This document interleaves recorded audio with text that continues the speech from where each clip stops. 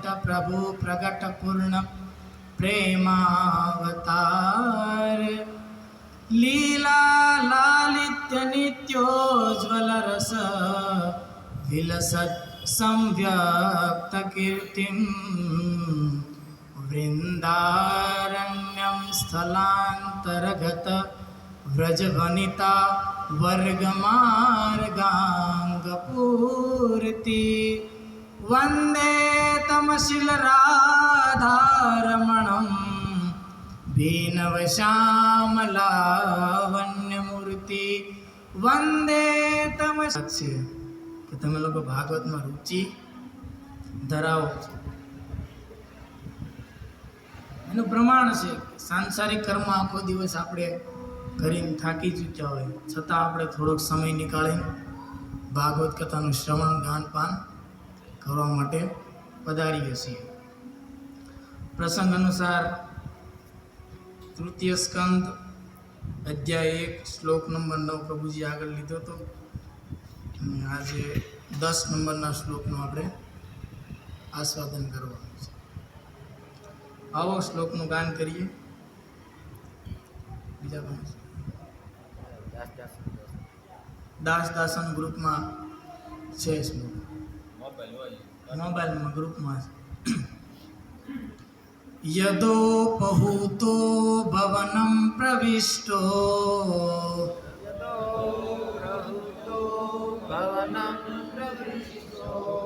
મંત્રાય પૃષ્ઠ કિલ પૂર્વજેન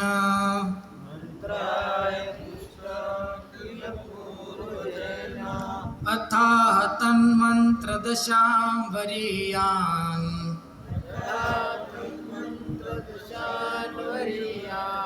યન્મંત્રિણો વેદુર્કં વદન્તિ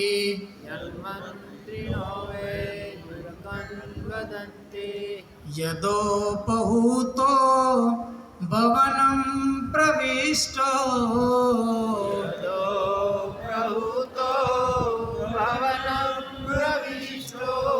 મંત્રાય પૃષ્ઠ કિલ પૂર્વજેન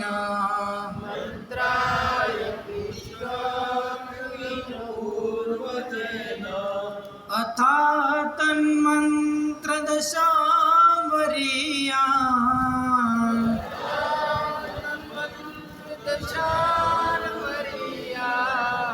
યન્મંત્રિણો વેદુર્કં વદન્તિ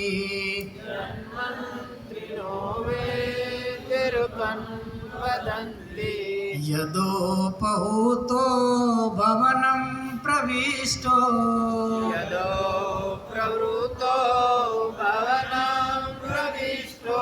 મંત્રાય પૃષ્ઠ કિલ પૂર્વજેન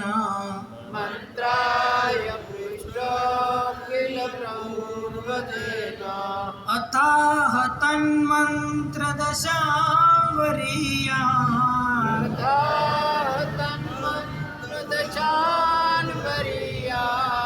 યન્મંત્રિણો વેદુર્કં વદન્તિ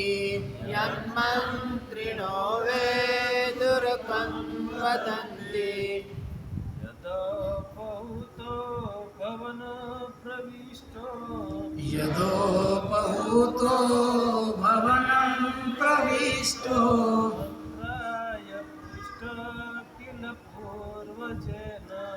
મંત્રાય પૃષ્ઠ કિલ પૂર્વજેન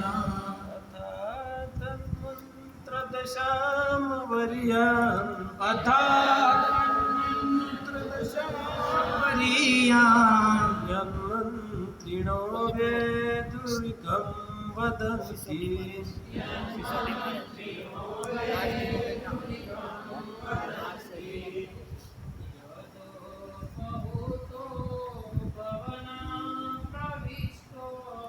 યદોપહૂતો ભવનં પ્રવિષ્ટો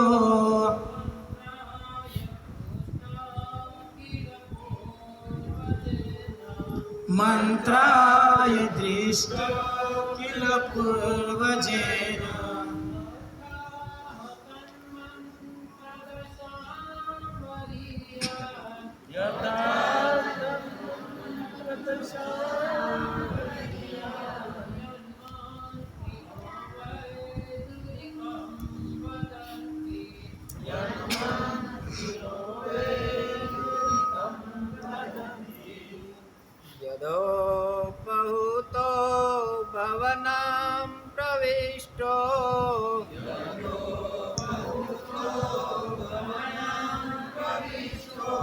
મંત્રાય પુષ્ટ કિલ પૂર્વજેન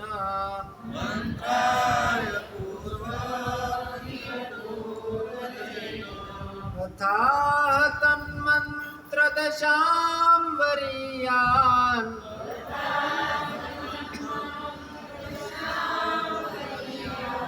યન્મંત્રિણો વેદુરિકં વદન્તિ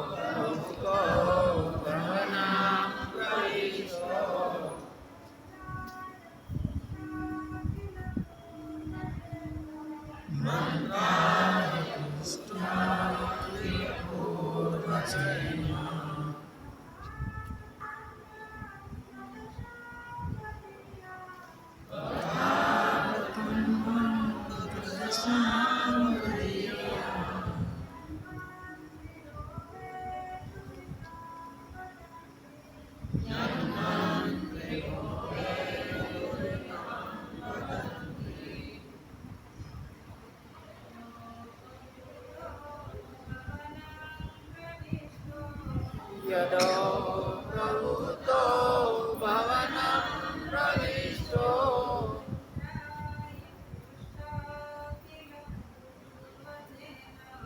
મંત્રાય પુષ્ટાય પૂર્વજેન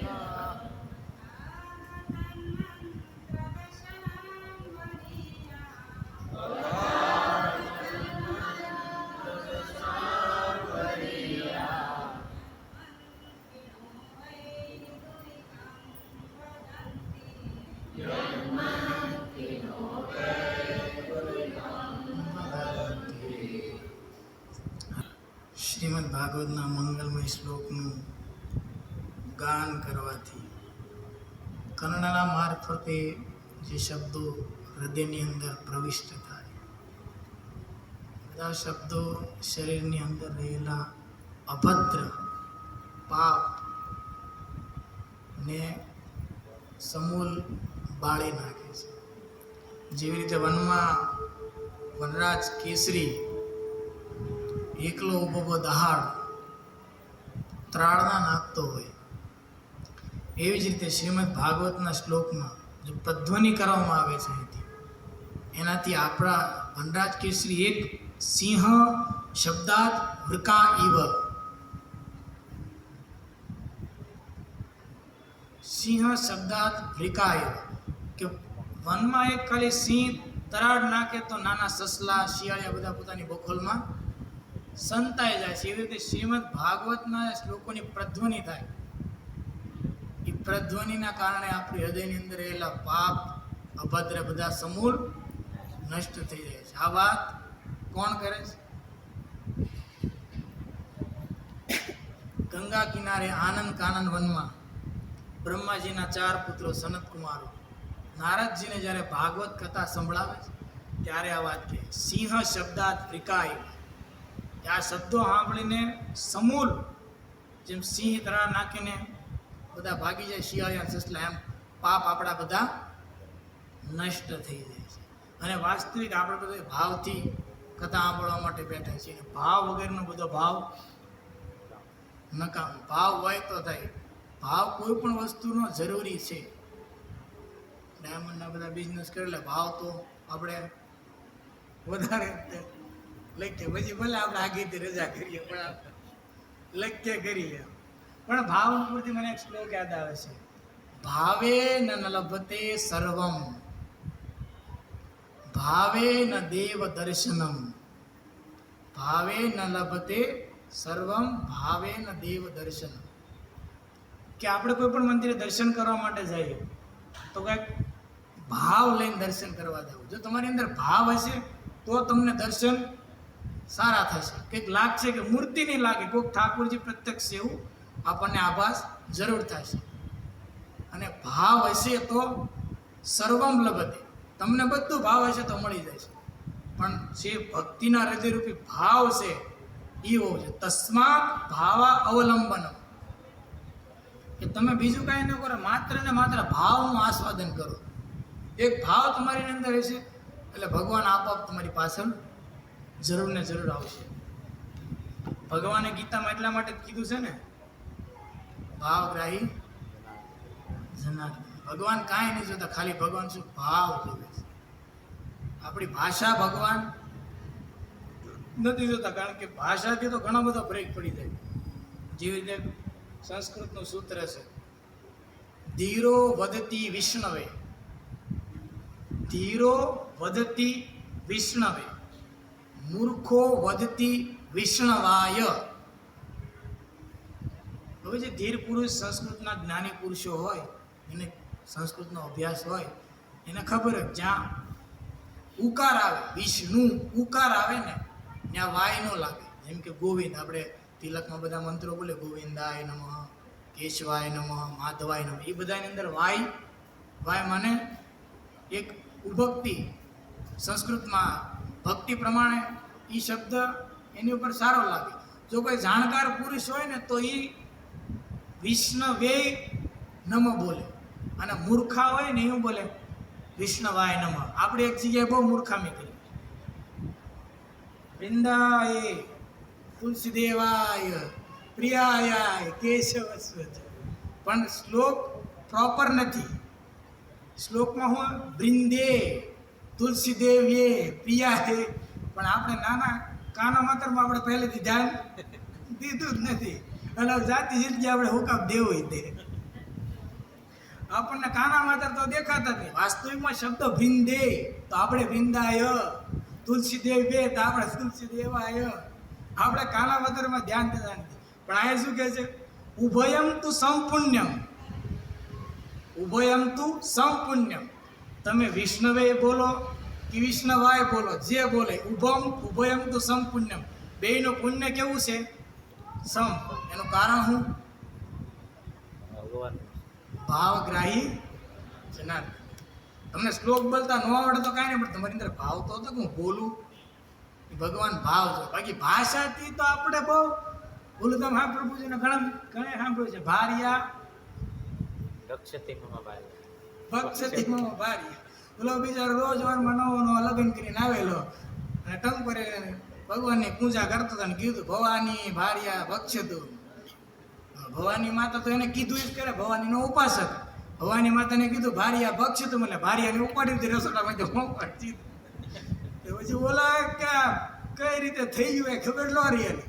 પછી હવે એ તો ઠીક છે, એક તો ગઈ, પણ હવે એ ભાઈ બીજી લાવ્યો, બીજી વાર એને લગ્ન કર્યા. એક વસ્તુ તો કરવું છે, પાક્કું છે કે ભૂતકાળના ઇતિહાસમાંથી કોઈ કાંઈ શીખતું નથી. એકવાર થઈ ગયા તો પછી એટલે બીજી વાર કર્યા લગ્ન. અને બીજી વાર તે ઓલી પત્ની આવી હતી ને, એ કામ કરતી છે, ના ભાઈ હવારમાં ટંકોરી ચાલુ કરી, ભવાની ભાર્યા ભક્ષતી. એટલે ભવાની માતા બીજી ભક્ષી કરી લીધી. પછી બે થઈ ગઈ ને પછી તોય પાછા ભાઈ હવે ત્રીજી મીરા રોડથી લાવ્યો છે, ભણેલી ગણેલી. આને પછી થોડીક ભણેલી લાવ્યો છે. અને હવારમાં ભાઈ પૂજા કરવા બેઠો, ભાઈ ટંકોરી ચાલુ કરીને કીધું ભાવાની ભાર્યા ભક્ષતું.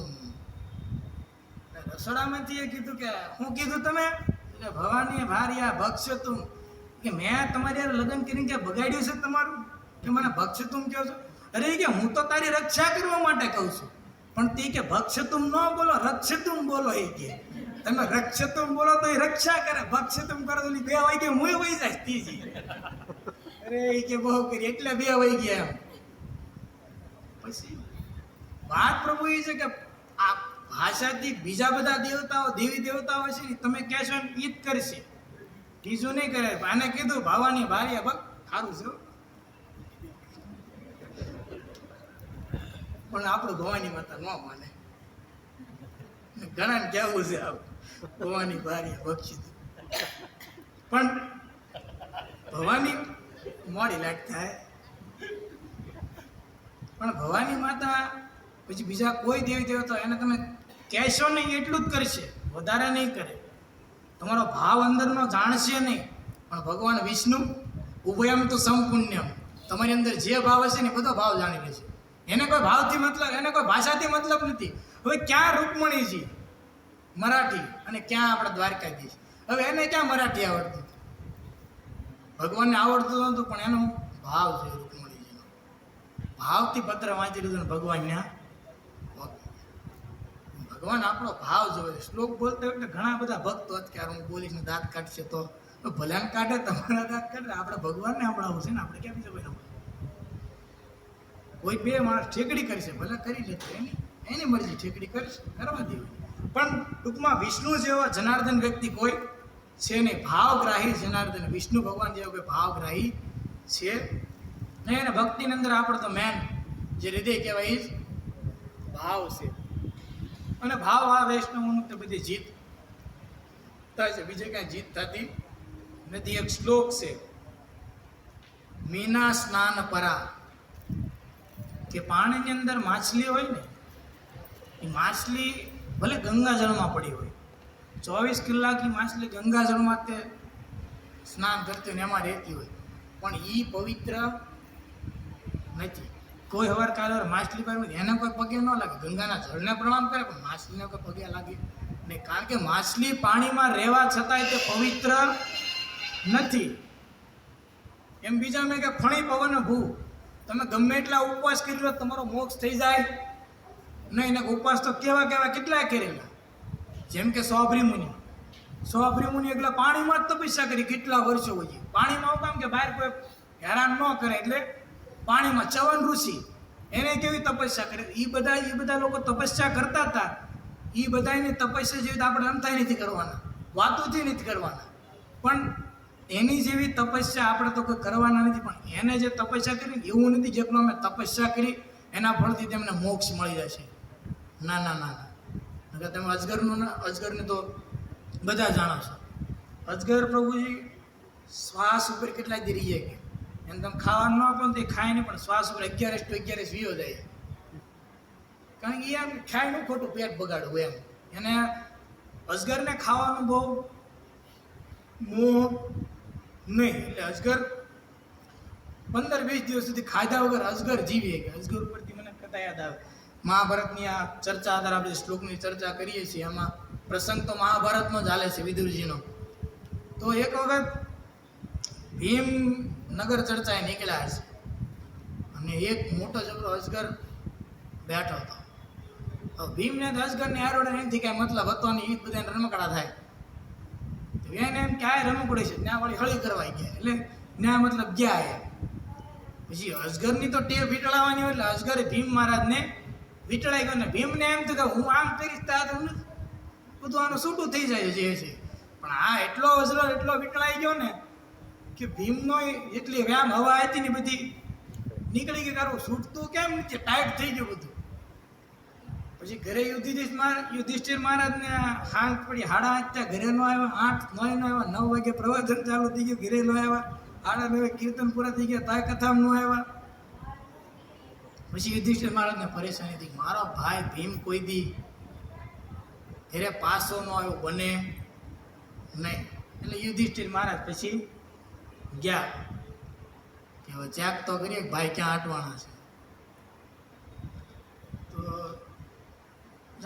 જોયું ને રસ્તામાં ભીમભાઈ અકોડાને બેસી ગયો તો અજગરભાઈ આટા મારી ગયા હતા. ભીમે મોટા ભાઈને કીધું કે આનો કંઈક હલવાઈ ગયો કંઈક. તો અર્જુન યુધિષ્ઠિર મહારાજે કીધું કે એને ખબર પડી ગઈ કે અજગર કોઈ સામાન્ય વ્યક્તિ હોય નહીં, નકર ભીમ એના પાસમાંથી છૂટી જ જાય. આ સામાન્ય વ્યક્તિ હોવાનો છે. એટલે યુધિષ્ઠિર મહારાજ સ્વાભાવિક છે ને કીધું કે અજગર મહારાજ તમારા રૂપમાં તમે કોણ છો કે તમારા ભાઈને પકડી રાખ્યા છે? ત્યારે અજગરના વેશમાં મનુષ્યની વાણીમાંથી બોલ્યા, હે યુધિષ્ઠિર, હું ચંદ્રવંશી રાજા નહુસ છું. હું ઋષિ અગસ્ત્યના શાપથી અજગરના રૂપમાં છું. ભાઈ સ્ટાફ મુકામે બધી કથા અલગ છે. એ અગસ્ત્ય ઋષિના શાપથી હું આ પાશમાં બંધાયેલો છું અને મને અગસ્ત્ય ઋષિનું વરદાન છે, અમુક ચોઘડિયામાં અમુક દિવસમાં હું જે વસ્તુ પકડું ને એવો મને અગસ્ત્ય ઋષિએ આશીર્વાદ આપ્યા, તું એ ચોઘડિયામાં અમુક દિવસમાં એ વસ્તુને પકડીશ ને એ તારો નાસ્તો. અને ભીમ એમાં જ લાગમાં આવી ગયા. ઈ જ લાગવા ભીમ આવી ઈ ચોકડીઓ એની દિવસે ભીમ આવે એટલે ભીમ જપ્ત થઈ ગયા એટલે હવે ભીમ કે હવે યુધિષ્ઠિર મહારાજને કે ભીમ હવે અહીંથી છૂટે નહીં, તમે ગમે એ કરો ભીમ ન છૂટે એમ. પછી યુધિષ્ઠિર મહારાજે કીધું કે પ્રભુ અમારો કોઈ દોષ હોય તો તમે જણાવો.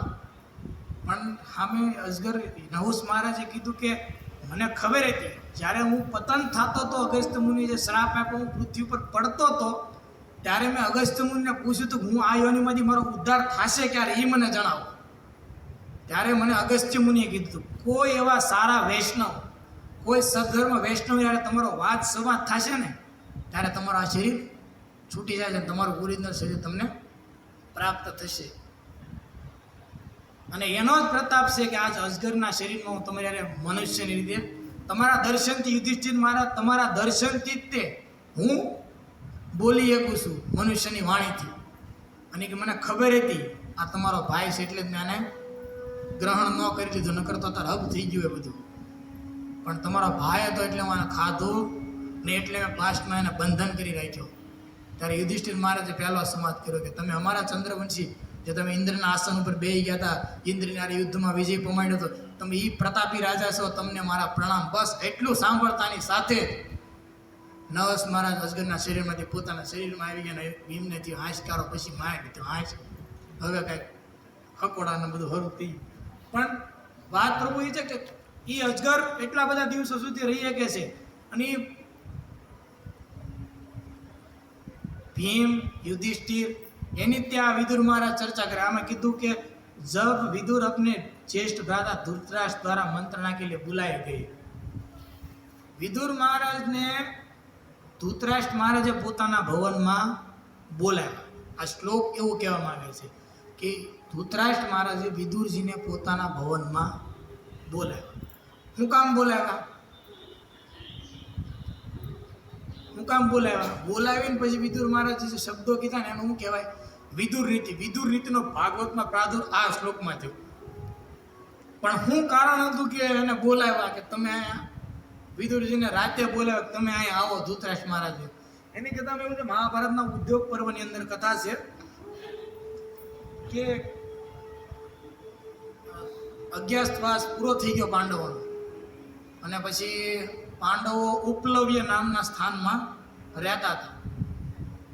ભગવાન કૃષ્ણ સંધિ માટે ગયા. દુર્યોધને ના પાડતી હતી ભાઈ સંધિ નહીં થાય, યુદ્ધ થશે. પછી ધૃતરાષ્ટ્ર મહારાજને પરસેવો પડ્યો કે હારું આ ક્યાં હતા છોકરાએ કહી દીધું છે અને હવે હારું કરવું. પછી અને સંજયને બોલાવ્યા. ધૃતરાષ્ટ્ર મહારાજે સંજયને એમની પાસે બોલાવ્યા, સંજય તમે અહીંયા આવો. અને સંજયને બધી પોતાના હૃદયની વાત ધૃતરાષ્ટ્ર મહારાજ કરે છે કે મેં કેટલા દોષો ગોત્યા આ 5 પાંડવોમાંથી, પણ કોઈનામાં મને એક દોષ ન દેખાયો. અને સતત ને સતત ધર્મની પ્રથાને છોડી નહીં ક્યારે પણ એ લોકો. હું ઘણા પ્રયત્નો મેં ઘણા તરફથી મેં સાંભળ્યું અહીંથી મને એક દોષ મળે, અહીંથી મને, પણ કોઈ પણ પ્રકારે મને દોષ તો જડ્યો જ નહીં.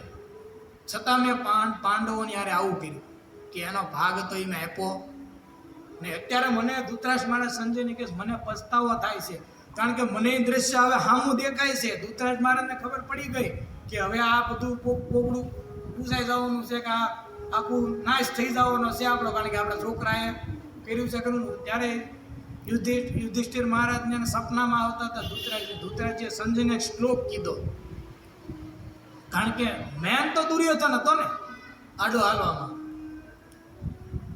એ દુર્યોધનને લગતો એક ધૃતરાષ્ટ્ર મહારાજે શ્લોક કીધો, ઉત્થાન વીર્ય સુમેઘ માનવ.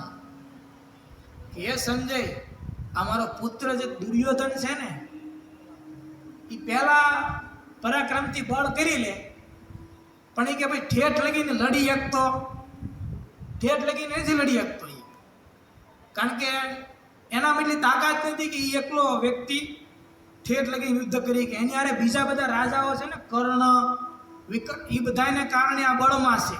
અને આપણે અમુક ભક્તો એવા જ હોય કોકના ઓલા તે આપણે હોય એમ.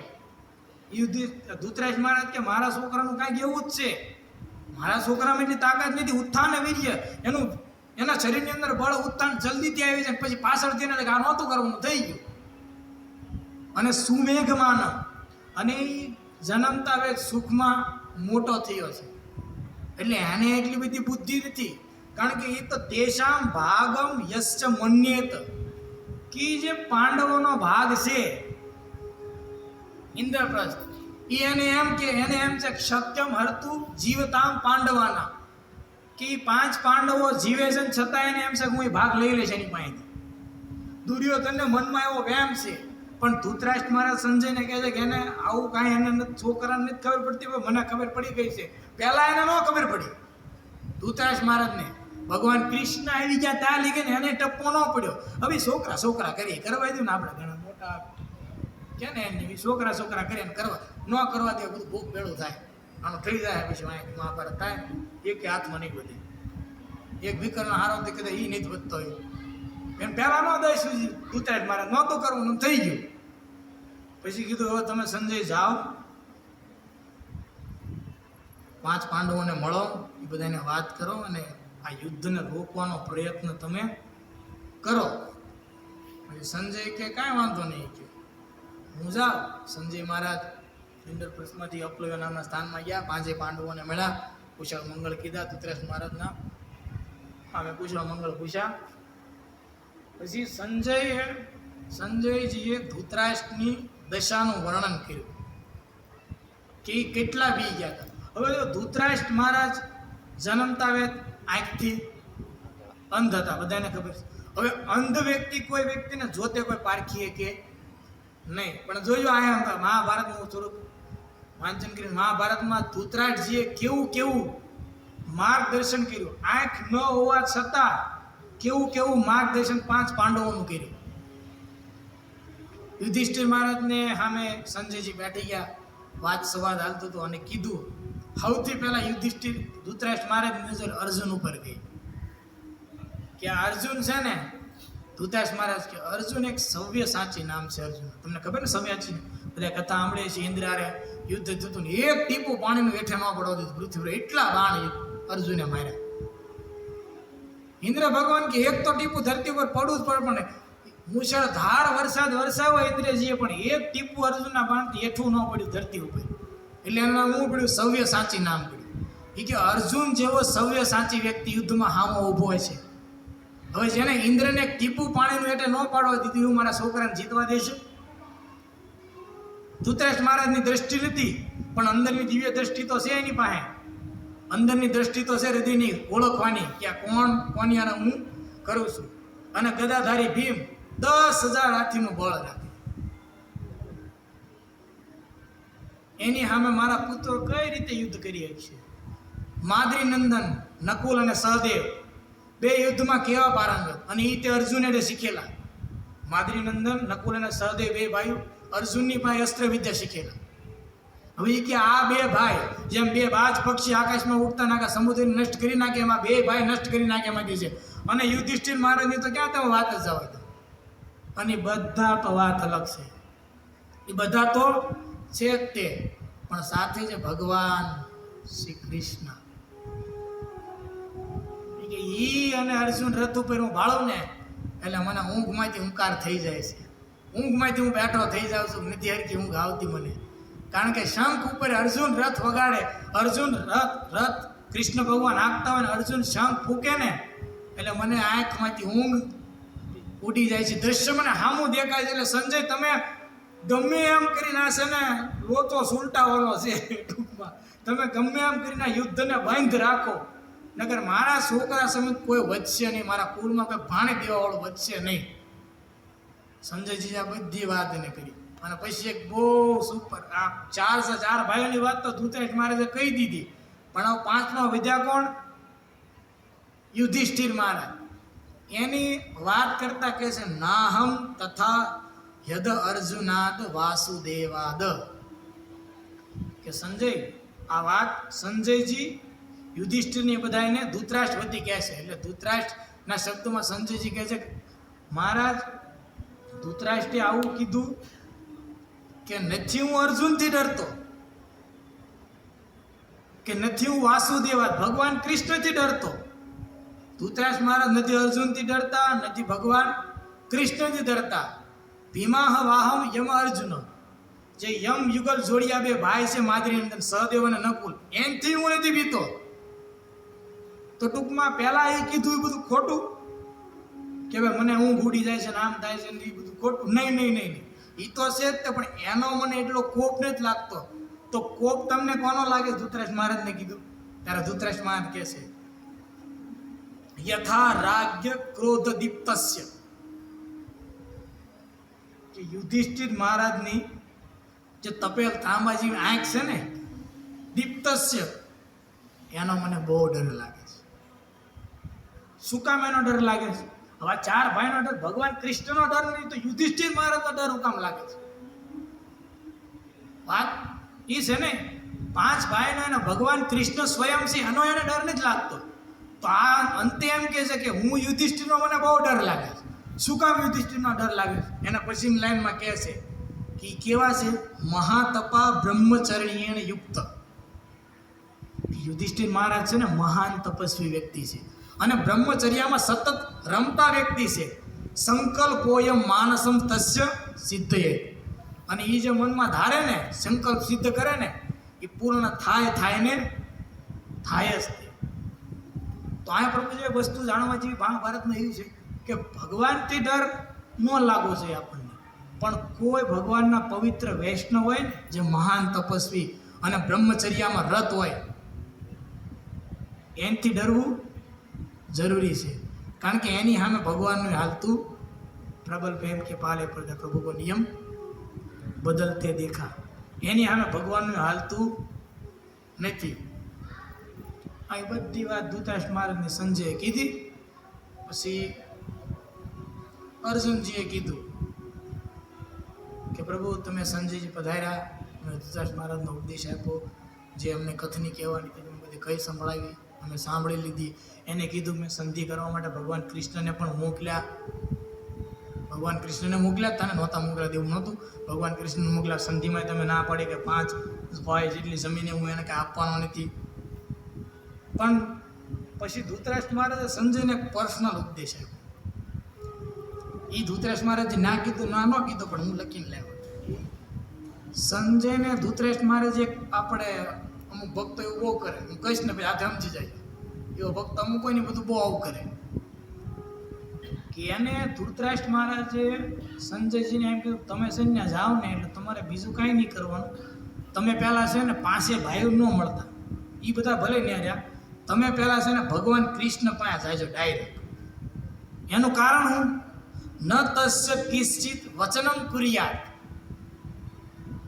ન તસ્ય કિંચિત વચનમ કુર્યાત, કે ભગવાન કૃષ્ણ જે વચન બોલશે ને, કુંતી પુત્ર વાસુદેવસ્ય સુત, કે ભગવાન કૃષ્ણ જે વચન કહી દે ને, પછી કુંતીના પુત્ર એક કઈ બોલશે નહીં. એટલે તમે ડાયરેક્ટ શેડો કરજો, આડાવડા કંઈ જાતા નહીં. હવે ઘણા ભક્તો આ જ કરે, ડાયરેક્ટ ખાવાનું પહેલાં કરે, પછી વાયલાવાળાનું જે થતું એ કરે.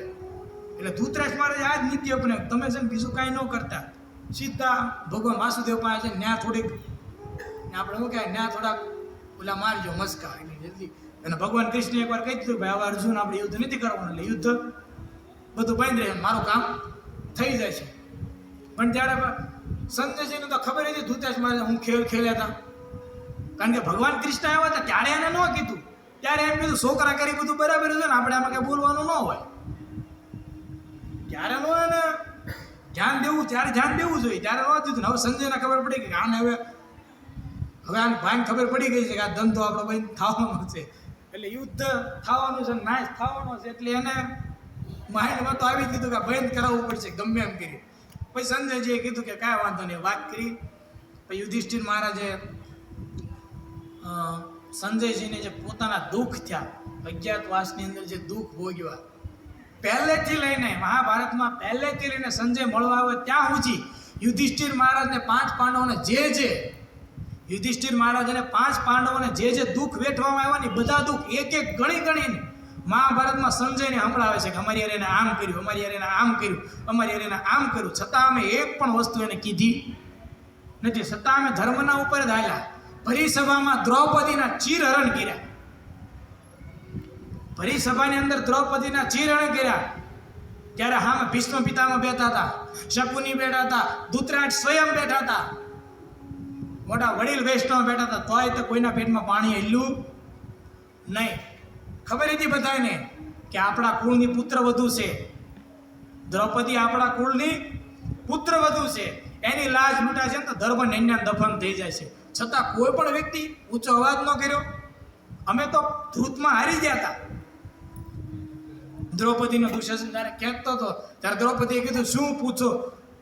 દ્રૌપદીનો ચીરહરણ કરી દુશાસન ખેંચીને લાવો. ત્યારે દ્રૌપદીએ કીધું શું બેઠા છો તમે, હું તો શરમાઉં છું. આખી સભામાં કોઈ સહારો ન રહ્યો ત્યારે ઊંચા અવાજમાં કીધું દ્રૌપદીએ. ભીષ્મ પિતામહ અને દ્રોણાચાર્ય ને કૃપાચાર્ય ને બધા લાઈનમાં બેઠા હતા ને વચ્ચે લાજ લોટથી દ્રૌપદી કહી હું બેઠા છો, હું તો શરમાઉં છું. મારી તો લાજ જાય છે ને, હું શરમાઉં છું. તમે આભને થાંભલા દ્યો.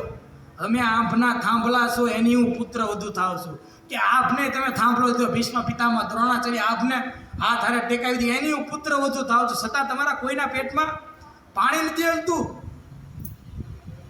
હું તો અબળા છું. દ્રૌપદીએ હું કીધું હું તો અબળા છું, પણ તમે તો બધા બળવાન છો. તોય કોઈ ઊભું, કોઈને એક શબ્દ કહેવાની જરૂર નથી. અને 5 ધાર્યા ને પછી હું પસ્તાવું છું કે 5 પતિ મેં કર્યા ને પછી હું પસ્તાવું છું. 5 માંથી એકની મૂંડી ઊંચી નથી થતી. ધ્રુતમાં મને હારી ગયા, મને પૂછ્યા વગર. અને પછી દ્રૌપદીની દ્રષ્ટિ ભીષ્મ પિતા ઉપર ગઈ. ભીષ્મ પિતાને કીધું ભીષ્મ પિતા હું તો થાકી પડકારી રે. ભીષ્મ પિતા હું તો તમને પડકારી થાકી ગઈ. પણ એની કાયા તો કોની કૌરવ હતી, પૂછાણી હતી. કારણ કે ખાવાનું ભીષ્મ પિતામાં કૌરવનું હતું, એટલે લોહી તો એનું ચડેલું હોય. એટલે એ સમયે ભીષ્મ પિતામાં ક્યાં બોલી ક્યાં નહીં. ત્યારે દ્રૌપદીએ કોનો સહારો લીધો? ગોવિંદ રાધારમણ એને સહારો કર્યો. બધી વાત, કારણ કે ભગવાન તો ભાવ જોવે છે. દ્રૌપદીએ ભાવથી પુકાર કરી દીધા. અને દુશાસન રૂપી એમ કહી દીધું દુશાસન રૂપી ડોલે નાવડી. આ દુશાસન રૂપી દરિયામાં મારી ડોલે નાવડી. એની લાજ આજ ડોલતી હતી દ્રૌપદીની, પણ એની લાજ કોને રાખી દીધી? ગોવિંદ રાધારમણ. કારણ કે કોઈ બી જગ્યાએ એને યાદ કરશો એટલે આવા જ છે. જંગલ में रहो या बस्ती में रहो, जंगल में रहो या बस्ती में रहो, लहरों में रहो या कश्ती में रहो, महंगी में रहो या सस्ती में रहो, गमे ना रहो, पर जहाँ भी रहो राधा रमण की मस्ती में रहो. राधा रमण लाल की કાંઈ બી રહો. હું કામ એનું કારણ હું? કારણ કે એ જ્યાં રહેશે ને તમારી અંદર 4 ચાંદ લગાડી દેશે. આ દ્રૌપદીના ચરિત્ર ઉપર ભગવાન કૃષ્ણે 4 ચાંદ લગાડી દીધો. કેટલા વર્ષો યુગોના યુગો વહી ગયા છતાં આપણે દ્રૌપદીને આજ અહીં બેઠીને યાદ કરીએ છીએ. એ બધી જ વાત ધૃતરાષ્ટ્ર મહારાજે સંજયને મોકલ્યા. સંજયને બધી જ વાત કરી કે આને આવું અમારે યારે કર્યું, આવું કર્યું. છતાં અમે એક શબ્દ પણ એમને કાંઈ કીધો નથી. ત્યારે સંજય મહારાજે કીધું કોઈ વાંધો નહીં પ્રભુ, જે છે મને ઉપદેશ દેવાનો કીધું મેં તમને ઉપદેશ આપો. પછી સંજય મહારાજને કીધું તો સંજય મહારાજે કીધું કે તમારે ધૃતરાષ્ટ્ર મહારાજને કોઈ ઉપદેશ દેવો હોય ને તો મને કહી દો, હું એમને ઉપદેશ આપી દે. કારણ કે દૂત તરીકે જો આવ્યા હતા. પછી બધા પાસેથી મંત્રના સુમંત્રા થઈ ગયા. અંતે અર્જુન પાસે આવ્યા. અને અર્જુને તરા નાખીને કહી દીધું તતો બ્રુયાત સંજય રાજમધ્ય. હે સંજય, રાજમધ્યની અંદર એક જ વ્યક્તિ દુર્યોધન પાપ કૃતા પ્રધાનમ, કે પાપ કરવા પ્રધાન વ્યક્તિ તો દુર્યોધન છે ને, સંભળાવી દેજો. ને આ ભીષ્મ પિતામાં બેઠા હશે, દ્રોણાચાર્ય બેઠા હશે, કૃપાચાર્ય બેઠા હશે, વિકર્ણ બેઠા હશે, સોમકર્ણ બેઠા હશે, પૂરા 100 કૌરવોની સેના બેઠી હશે. યુદ્ધની ઈચ્છાથી એકત્રિત થયેલા બધા રાજાઓ બેઠા છે. દુર્યોધને યુદ્ધ કરવા માટે બોલાવી બધા બેઠા છે. આખી સભાની અંદર પાપ કૃતા પ્રધાનમ, પાપ કરવામાં જે પ્રધાન છે દુર્યોધનને સંભળાવી દીધું યુદ્ધ થશે ને થશે. અર્જુન મહારાજ સંદેશ લઈને આવે છે. અને આવી ધૃતરાષ્ટ્ર મહારાજ દ્વારા ઉભો રહીને દ્વાર પારવાને કહે છે કે જાઓ મહારાજને આદેશ આપો, સંજય આવી ગયા છે પાંડવોને મળે. અને ધૃતરાષ્ટ્ર મહારાજ તો પહેલેથી આતુર હતા જ તે, એને તો ખબર હતી કે આપણે લોચો કર્યો છે. પછી ધૃતરાષ્ટ્ર મહારાજે કીધું કાંઈ વાંધો નહીં, એને બોલાવો અંદર, કારમાં આતુર છે એમને સાંભળવા માટે કે શું જવાબ લઈને ત્યાંથી આવ્યા છે. અને પછી ધૃતરાષ્ટ્ર મહારાજને બી સંવાદ કરતા હતા પછી અર્જુન મહારાજે સંજય મહારાજે એક નાનું અમથું ટપકું મૂક્યું આ શ્લોક ઉદ્ધવ સ્થિતિ નાનું અમથું સંજય મહારાજે બધું કીધું કેમ છે કે બધા પાંડવો કુશળ મંગળ છે, કોઈને કાંઈ વાંધો નથી, કોરોના કોઈને લાગ્યો નથી, બધા નિવૃત્ત થઈ ગયા છે, આવું કોઈ માસ્ક બાસ્ક પહેરતું નથી, કોરોના જેવું કાંઈ છે નહીં આવે. ધૃતરાષ્ટ્ર મહારાજને કીધું હવે કોઈ પ્રોબ્લેમ જેવું કાંઈ છે નહીં, બધા કુશળ મંગળ છે, બધા એમ જેમથી રહેશે. પછી ધૃતરાષ્ટ્ર મહારાજને એક જ જવાબ જાણવાની ઈચ્છા હતી કે યુદ્ધનું હું છું બધું ગજી છે. એટલે ધૃતરાષ્ટ્ર મહારાજ પ્રશ્ન કરો કે મહારાજ બોલું જે મેં તમને યુદ્ધનું સંજયજી જવાનું કીધું તો ભગવાન કૃષ્ણ પાસે છે એનું તમે શું કર્યું એમ. તો સંજયજી એક ટપકું મૂક્યું કે ભગવાન એ લોકોએ મને બધી વાત કરી, તમે એને કેવું કેવું કુકર્મ કર્યું છે, કયા કયા તમારા કર્મોએ છોકરા કર્યા છે, મને વિસ્તારપૂર્વક એ બધી વસ્તુ મને જણાવી છે. પણ એ બધી વસ્તુ હું આજ નહીં કહું, કાલે આપણો રાજ દરબાર ભરાય એટલે બધાની વચ્ચે હું કહીશ. અને પછી ધૃતરાષ્ટ્ર મહારાજને હું ગુટી કે સંજયજી એમ કહીને ભાઈ હું તમને નહીં કહું, કાલ રાજસભામાં બધાની વચ્ચે કહીશ, ત્યાં લઈને હું કાંઈ કહીશ નહીં. અને એટલું કીધું ને પછી ધૃતરાષ્ટ્ર મહારાજને હું ગુટી ગઈ કે આરા કીધું હું હશે બોલાય. આપણને રોડે જતા ને કોઈક દાંત કાઢીને આપણે હું ઉભી ને તો આપણે વિચાર કરીએ મારે દાંતું કામ કાઢે આ એને જેવું છે. બજારમાં કોઈ પ્રભુજી કીધું પ્રભુજી મેં તમને જોયા હતા પછી ભાઈ વિયો છે ને તો આપણો મગજમાં વિચારતા કરે ક્યાં મને જોયો હશે એને, હું કરતા મને જોયો છે જે મને એમ કહીને વિયો ગયો. આવા સેમ ધૃતરાષ્ટ્ર મહારાજ એવું થયું. સંજયજીએ ટપકું મૂકી દીધું એ બધું કે બધું કુકર્મ મને કીધું જ તમારું એ કે હું આજ નહીં કે બધું તમને કાલ કહીશ. અને ધૃતરાષ્ટ્ર મહારાજને વેળો પરસ્યો કરવા આ કાલ સવારમાં બધાની વચ્ચે ફટાકડો ફોડશે આ કે હું કર્યું હું ન કર્યું. પછી આ પ્રસંગ ન્યા છે. પછી એને એક જ વ્યક્તિ યાદ આવ્યું, કારણ કે આખા કૌરવ સેનામાં એક જ વ્યક્તિ એવો હતો કે જેની નીતિથી માનવ આવતો હતો. કોણ? વિદુર મહારાજ. એક જ વ્યક્તિ એવો હતો કે જેનું ધૃતરાષ્ટ્ર મહારાજ સલાહ સૂચન ખાલી લેતા હતા, માનતા આપણે ખાલી સાંભળવી પછી કાંઈ રાધે રાધે. એટલે એ યુધિષ્ઠિરમાં ધૃતરાષ્ટ્ર મહારાજ વિચાર કર્યો કે હવે મારે વિદુરજીને બોલાવવા પડશે, નકર મેળ પડશે નહીં. એટલે અડધી રાતે દ્વારપાળો મોકલા જાઓ વિદુરના દરવાજે, મારો ટકરને કેવો બોલાવે છે ધૃતરાષ્ટ્ર મહારાજ. હું ઘૂડી ગઈ ધૃતરાષ્ટ્ર મહારાજ. દ્વારપાળો ગયા વિદુરજીના દરવાજે, દરવો ઠપકાર્યો. વિદુર મહારાજ બોલો દ્વારપાળો, પ્રભુએ આદેશ આપ્યો તમને અત્યારે બોલાવ્યા છે. વિદુર મહારાજ કે પ્રભુજી અત્યારે મને બોલાવ્યા? હા અત્યારે પ્રભુજી યાદ કર્યા છે તમને, કોઈ વાંધો નહીં. અડધી રાતના મજા ભાગી ગયો હાલા છે વિદુરજી. અને વિદુર પુરુષ જ્ઞાની હતા ને, વિદુર શબ્દનો અર્થ તમે બધા કદાચ આગળના શ્લોકોમાં પ્રભુજીના કોઈના મુખે સાંભળ્યો છે. વિદ ધાતુથી આવતો શબ્દ છે વિદુર. વિદ એટલે જાણકાર, બધી વસ્તુનો જાણકારી હોય. અને વિદુર સ્વયં અંગ્રેજી હતા એ કથા તમે બધા સાંભળીએ છીએ કે વિદુરજીના પૃથ્વી પર અવતાર કઈ રીતે એ કથા તમે સાંભળી છે. એટલે જ્ઞાની પુરુષ તો પહેલેથી હતા જ તે. પણ ભાઈ વિદુરજી આવ્યા અને ધૃતરાષ્ટ્રજીએ પોંક માંડી કે મેં સંજયને મોકલ્યા હતા, મેં બધું આવું કહેવાનું કીધું તું, એને જેને આવું આવું કીધું અને ઓલા બધે આવું કીધું. અને કે સંજય એવું કહીને ગયા છે અહીંયા, એટલે ત્યાં કીધું ને યદો કહું તો ભવનમ પ્રવિષ્ટો. વિદુરજી ભવનમાં પ્રવિષ્ટ થયા. પ્રવિષ્ટ તેનું કર્યું મંત્રાય પુષ્ટ કિલ પૂર્વજન અને પહેલાં જે હમણાં આપણે કથા કરી બધી કથા અર્જુનને ગયા ને કીધું ને વાત કરીને બધી ચર્ચા પૂર્વજૈન શબ્દની અંદર સમાવિષ્ટ છે. આ શ્લોકના પૂર્વજૈન શબ્દની અંદર એ આખી કથા મહાભારતની સમાવિષ્ટ છે. એ મંત્રાય પુષ્ટિ બધી મંત્રના જે થઈ કીધી અથા તન મંત્ર દશા. અને પછી જે એની દશા હતી વર્ણવી. હવે મને એકી કાંઈ ખબર નથી પડતી કે મને ઊંઘ આવે ને તો પાંચ ભાઈ હામાં દેખાય છે.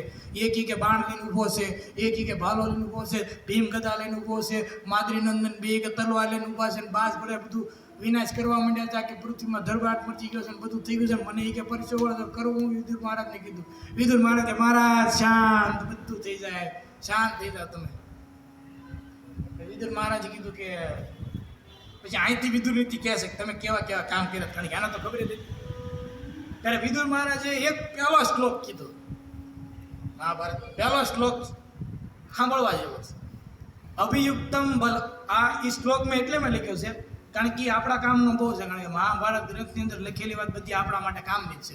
જો કે બધા ગ્રંથમાં લખેલી આપણા વાતની કામ છે, પણ આપણે કોઈ દી લેતા નથી. એવી ખબર નથી પડતી યાર કેમ લેતા લીધી આપણે. સંતો મોહન બધા બહુ કથા કરે, આપણે બહુ કથા સાંભળી, ભાવગ્રાહી જનાર્દન આપણે ભક્ત છે, પણ તો આપણે ગળે ઉતરતું નથી. જો કે આપણને ઘણું બધું નથી ઉતરતું, જાતિ જિંદગી હું ઉતારું. પણ એ શ્લોક મેં એટલા માટે સ્પેશિયલ આપણે સમજવા જેવી વસ્તુ છે. એ શ્લોકની પહેલી લાઈન છે અભિયુક્તમ બલવતામ દુર્લભમ હીન સાધનમ હતસ્વમ કામિની ચોરમ મા વિશંતિ પ્રજાગરા. અને જે મહાભારતમાં આ પ્રસંગ છે ને, આપણે કેમ ભાગવતમાં સ્કંદ આવે, ગીતામાં અધ્યાય છે, એમ મહાભારતમાં પર્વ છે. એમ આ પ્રસંગ જે આ શ્લોક આપણે ચર્ચા કરવાની છે ને, એ ઉદ્યોગ પર્વની અંદર પ્રજાગર પર્વનો નામ, પ્રજાગર નામનો પર્વ છે ને, એની વાત આ શ્લોકમાં કરવામાં આવી છે. હવે પર્વનું નામ પ્રજાગર હું કામ પડ્યું? પ્રજાગર એટલે આમ એક પ્રકારે પ્રજાગરનો અર્થ થાય કે ઊંઘ ઉડી જાય. હવે ધૂતરાષ્ટ્ર મહારાજ બોલી ઊંઘ ઉડી ગઈ હતી ને, એટલે આ પર્વનું નામ વ્યાસજીએ હું રાખ્યું? બોલો, ઊંઘવા જ હું રાખ્યું નામ પ્રજાગર પર્વ. પણ વાસ્તવમાં કથામાં ઊંઘ આવે, સારું કથામાં ઊંઘ આવે. જેને ઊંઘ ન આવતી ને કથામાં આવે, કમસે કમ 2 કંચક શાંતિથી ઊંઘ તો આવે. આપણે તો અભિનય કરવા જ આવ્યા છીએ ને આયા. આપણે તો ઘણા બધા સંત કહે ને તમે કઠપુતલી છો, તમને એક રોલ ભજવવામાં આપ્યો છે. પ્રારબ્ધની ટિકિટ લઈને સિનેમા ઘરમાં ગરી ગયા આપણે. પ્રારબ્ધ એટલે આગલા જન્મના હારા કર્મની ટિકિટ હતી એટલે આપણને આમાં જન્મ મળ્યો. એટલે આ દુનિયાના સિનેમા ઘરમાં ટોકીઝમાં આપણે પ્રારબ્ધની ટિકિટ લઈને ગરી ગયા. હવે શો પૂરો થાય ને તમારી, એટલે તમને સિનેમા કેમ ટોકીઝમાં ફિલ્મ જોઈ ગયા, ટિકિટ લઈને અંદર જાય, ફિલ્મ પૂરું થાય એટલે તમે બહાર. એમ જ તે આપણી ટિકિટ પૂરી થાય એટલે આપણે અહીંથી વ્યા જાઓ, પણ શો ચાલુ રહે, દુનિયા તો ચાલુ જ રહે. આપણે જ તે અહીંથી નીકળે. વાહ, આપણે દુનિયા હાટું કેટલું કર્યું, આપણે મા બાપ હાટું કેટલું કર્યું, બૈરી હાટું કર્યું, છોકરા હાટું કેટલું કર્યું, કોઈએ કાંઈ લઈ દીધું આપણને. એક જ ઘરમાં રડતો હોય ભાઈ ઓલો, અને બાકી બધા ખાતા હોય. કેવું કાંઈક હોય તો આપણે શું કામ આપણને ભગવાનના રોલ ભજવવા આપ્યો જ છે, તો એકવાર શું કામ ભગવાનનો થઈને ન ભજવી? ખોટું છે? રોલ આપણને ભજવવા મળ્યો જ છે, તો શું કામ આપણે ભગવાનના થઈને ન ભજવી રોલ? અને બધા રોલ ભજવવા એની કરતાં ભગવાનનો રોલ ભજવો સારો. ખોટું જ નથી. કાંઈ કરવાનું કરી સાંડલો કરીને માળા કરીને બે જણું તો એમ ક્યારો ભગત થઈ ગયો. પણ તમે તિલક કર્યું એનું ફળ તમને ખબર છે ને કેટલું છે? તમે ગળા માળા કરીને ફળ તમને તો ખબર છે ને. આપણે ખાલી નાટક કરવાનું છે. નાટક કરવાને ક્યાં આપણને કોઈ પૈસા લઈ જવાનું છે? કાલે હવે તિલક કરો, માળા કરીને બે જાઓ, નાટક કરો, કાંઈ ન કરો. 9:30 થાય એટલે કદમ પરિષદના બાને આવીને બે જાઓ, કથાનો સાંભળો, કાંઈ ને આવીને સુઈ જાઓ. પણ આમ સામે ઓલો ભક્તાને જેમ લાગે કેવું સરસ સાંભળે છે, એવું નાટક કરો ખાલી. ભલે તમે ન સાંભળો, પણ એ નાટક એ કારક આપણું પરમ કેવલ્યનું દ્વાર ખોલી દેશે. એનું કારણ છે કે સામે બેઠા હોય ને એ વ્યક્તિ, તમે ઉપર રંગમંચ ઉપર તમે નાટક કરો છો, રંગમંચ ઉપર આપણે નાટક કરીએ છીએ, પણ એ નાટક જો સામેવાળાને ગમી ગયું ને તો બાજી બહાર છે. અહીંયા આવીને તમે નાટક કરીને બેહો કોઈ વાંધો નહીં, પણ ભગવાનને તેમ છે ને કથા સાંભળવા પડો. કારણ કે ભાવગ્રાહી, બોલો બોલો, હુવાનું નહીં જાગવાનું છે. ભાવગ્રાહી આપણે તો નાટક જ કરવું, બીજું કાંઈ કરવાનું નથી. હું તો નાટક જ કરાય. કારણ કે નાટક કરો મેં કોક રીતે એમ લાગે તો ભગત થઈ ગયો, માળા કરવા પડ્યો. ઘણા બધા અત્યારે વાંચથી ખબર પડે કે આને આ નહોતું, આ લાઈનમાં માળા નહોતો, આની લાઈનમાં વી ગયો છે. પણ નાટકથી તે થાય. આપણે ક્યાં ભગવાન દશમ સ્કંદની કથા બધા સાંભળ્યું છે. ભૂતનાએ શું કર્યું? કમ્પ્લેટ નાટક કર્યું. કેવું નાટક કર્યું! તમે સુખદેવજીના શ્લોકો વાંચો તો આમ કમ્પ્લેટ હિરોઈન જેવું નાટક કર્યું. આમ તમને લાગે જ નહીં સ્વયં લક્ષ્મીજી ઉતર્યા ને આપમાંથી, એવું જ લાગે. અને ભગવાનને ઘડીક દશ ન હોય છે કે અમારી માતા છે કે કોણ છે, એટલે જ ભગવાને સ્તનપાન કર્યું. પછી રસની અંદર તો અલગ અલગ ચર્ચા છે કે આંખું કામ બંધ કરીને બધું, પણ નાટક કેવું કર્યું એને? વ્રજવાસીને ખુદને ખબર ન પડી કે કોણ છે. હવે યશોદા મૈયાને ન ખબર મારી બેન કેવી છે, બેન ખબર જ હોય મારી બેન કેવી છે, કેમ માતાજી વાત કરે તમારા ભાઈ મને બધી ખબર હોય એમ બેન ખબર. તો હું યશોદા મૈયા નથી ખબર કે આખું ગામ પ્રજા એમ કહેતું હતું કે આ લાલાની માસી આવી એમ. તો હું યશોદા મૈયા ન ખબર અમારી બેન છે એમ, એને ન ખબર પડી એટલું તો નાટક કર્યું ભૂતનાજી, એટલું સુંદર નાટક ભજવું કે યશોદા મૈયાને ન ખબર પડી ને યશોદા મૈયાને ભરોસે લાલાને મૂકી દીધો. તો આપણે શું કામ એવું નાટક ન ભજવી? નાટક ભજવાથી કોકને તેમ લાગે છે કે આરો ભગત થઈ ગયો એમ. આપણે બધાને રોલ જ મળે, આપણે રોલ જ ભજવા આવ્યા છે, બીજું કંઈ કરવાનું નથી. ખોટું નાટક કરો તો આપણું હાલે છે, કારણ કે આપણો ભગવાન દેવો છે, જગન્નાથ દેવા છે. ભાવ ગાય તમે ખાલી કરો બાકી બધું એક્સેપ્ટ કરી લેશે, આપણે કાંઈ કરવાની જરૂર છે નહીં. યુધિષ્ઠિર વિદુરજીએ શ્લોક કીધો અભિયુક્તમ બલવતામ દુર્લભ હિન સાધનમ. 4 વસ્તુ વિદુરજીએ સૌથી પહેલા વાત કરી. કેટલી?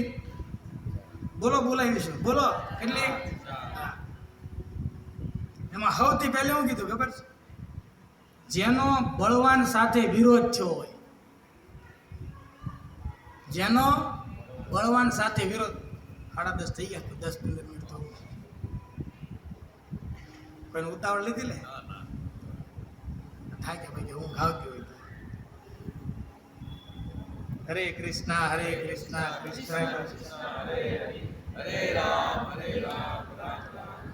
સૌથી પહેલું કીધું જેનો બળવાન સાથે વિરોધ થયો હોય, આપણી કરતા વધારે બળ બીજામાં હોય ને અને એની હારે આપણે ડખો થઈ ગયો હોય ને તો આપણને ઊંઘ આવે નહીં. કાલ સવારે આવીને આપણું, કારણ કે આપણને ખબર હતી કે આપણે કરતા એના વધારે પડશે, બોલતા બોલાઈ ગયું, પછી પાછું પડાય એમ હતું નહીં. એ વખતે રોષમાં આપણેથી નીકળી ગયું, પછી એને ઊંઘ આવે નહીં. પછી બીજું કીધું, કાં તો તમે સાધન વ્યક્તિ, દુર્બળ વ્યક્તિ છો, કાં તમારા કોઈ પણ પ્રકારનું બળ નથી એટલે તમને ઊંઘ નથી આવતું. અને ત્રીજું કીધું કે કામી પુરુષ હોય ને એને ઊંઘ ન આવે રાતે. અને ચોથું ચોર કીધું. આ 4 હોય ને એને રાતે ઊંઘ આવે નહીં. કારણ કે સાંભળ્યું છે ને આપણે, રાતે શાંતિથી હોવા માટે આખો દિવસ આપણે ઈમાનદારીથી જીવવો પડે. ઈમાનદારીથી આખો દિવસ જુઓ ને ત્યારે તમે હાજ ઘસઘસાટ ઊંઘ આવે, નસકોરા ત્યાં લગીને ઊંઘ આવે નહીં. આ 4 વસ્તુ હોય ને એને કોઈ દી ઊંઘ આવે નહીં. એટલે પહેલું કીધું બળવાન સાથે વિરોધ થઈ ગયો ને એને કોઈ દી ઊંઘ આવે નહીં. આવું એક ઓલા રાજાને કીધું, તમે કથા સાંભળી હોય તો બધા નારદજીએ રવાડી દીધા હતા. આપણે મેં તો એ પ્રસંગ 3-4 વસ્તુમાં સાંભળ્યો છે, પણ ખબર નહીં કયો પ્રસંગ સાચો, પણ મૂળ વાત એક ને એક. તમે બધા પ્રસંગ સાંભળો દેશે કે રામ કરતા ભગવાન રામ કરતા ભગવાન રામનું નામ મોટું છે. ભગવાન રામનું રાજ્ય સ્થપાઈ ગયું હતું, બધા પોતપોતાની રીતે રાજમાં રહેતા હતા અને અલગ અલગ જગ્યાએ સત્સંગ પ્રવચનો થતા હતા. એમાં એક રાજાજીને બેઠો, નારદજીનું પ્રવચન હાલે અને નારદજીને બોલતા બોલાઈ ગયું. સત્ય જ બોલ્યા નારદજી કે ભગવાન રામ અત્યારે હયાતમાં છે ને તો ભગવાન રામ કરતા ભગવાન રામનું નામ મોટું છે. કે ભગવાન રામ કરતા તે કોનું નામ મોટું છે? અને રાજાએ વિરોધ ઉપાડ્યો કે ના એવું થોડું હોય કે આપણે ભગવાન હામાં છે ને એ ન થઈ ગઈ કે ભગવાન રામનું નામ મોટું ને ભગવાન રામ મોટા. અને જે બુદ્ધિશાળી વ્યક્તિ હોય ને તર્કમાં કોઈથી પડે નહીં. નારદ મુનિ કે કાંઈ વાંધો નહીં, કે સમય આવશે તારું, તને મનમાં એમ વિચારી દીધું સમય આવશે તારે કહે છે. પછી એનો એ રાજા અમુક સમય પછી કંઈક બીજે કથા સાંભળો જતો તો નારદ મુનિને હામાં મળ્યા. અને નારદ મુનિ મગજમાં ચડ્યું આને આજ ખલવાડું. એટલે નારદ મુનિએ કીધું કે ક્યાં રાજા જાવ છો એમ? તો કીધું કે મહારાજ હું તો જાઉં છું હામાં પર્વત ઉપર કથા છે ને મેં કથા સાંભળવા જાઉં છું એમ. ને આ ઘણા બધા સંતો મહંતો બધા છે. હા, એ કે મોટા મોટા સંતો બધા કથા સાંભળવા માટે આવ્યા છે ને કથા સાંભળો. એ કે તમને ઉપદેશ આપું કે આપો ને માણસ, એ કે તમે ના જાઓ ને બધાને પ્રણામ કરીજો, પણ એકને ઓલા વિશ્વામિત્ર ઋષિ છે ને એને કે પ્રણામ ન કરતા, એને એમના બેહવા દઈ ગયા. અને રાજાએ કર્યું જેવું ન્યાય ગયો ને બધાને પ્રણામ કર્યા અને વિશ્વામિત્રને પ્રણામ ન કર્યા. અને એ કાળમાં 2 ઋષિ એવા હતા કે એની હળી કરો તો ટાંડ રસ ઉડે. એક દુર્વાસા અને બીજા વિશ્વામિત્ર. એ બેની હળી કરો ને એટલે એ તમારે સમજી લો કે ટાંડનું ઝૂંડ ઉડ્યું. અને આને નારદજીએ કીધું એટલે આને જઈને ઈ જ કર્યું. બધા રાજાને પ્રણામ કર્યા કોઈ. અને વિશ્વામિત્ર બેઠા ને એને પ્રણામ ન કર્યા. નારદજીના પગે ઠો માર્યો. તમારી કે ક્યાં વેલું જ છે એ કે આ બે કોડીના રાજા તમને પ્રણામ ન કર્યા. વિશ્વામિત્રે કે મને પ્રણામ ન કર્યા કારણ કે લોહી તો ક્ષત્રિયનું હતું. ગયા રામના દરબારમાં જઈને લક્ષ્મણજી હજી ભગવાન પ્રસાદ લઈને આરામ કરવા ગયા છે. લક્ષ્મણજી બહાર સેવામાં ઊભા હતા દ્વારે. ત્યાં જઈને કીધું ક્યાં છે રામ? રામને બોલાવો. લક્ષ્મણજી કે આવો પ્રભુ પધારો ઘડી. બે હું નથી દીધું. રામ ક્યાં છે? રામે કે પ્રભુજી પ્રસાદ લઈને જે આરામ કરવા માટે ગયા છે હમણાં એ ક્યાં આવશે ત્યારે તમને મળો. હમણાં મને રાઘવ સાથે મેળો. મને રાઘવને ભગવાન શ્રી રામને અત્યારે મળવું છે. અને આટલું ઊંચા અવાજમાં વિશ્વામિત્ર બોલતો હતા ને ભગવાન રામ શયન કક્ષની અંદર સાંભળી ગયા. કોક સાધુ બહાર અવાજ કરે છે રાઘવ. અને ભગવાન દાદર આવતી નીચે આવ્યા. વિશ્વામિત્રે જઈને પ્રણામ કર્યા. પ્રણામ પ્રભુ.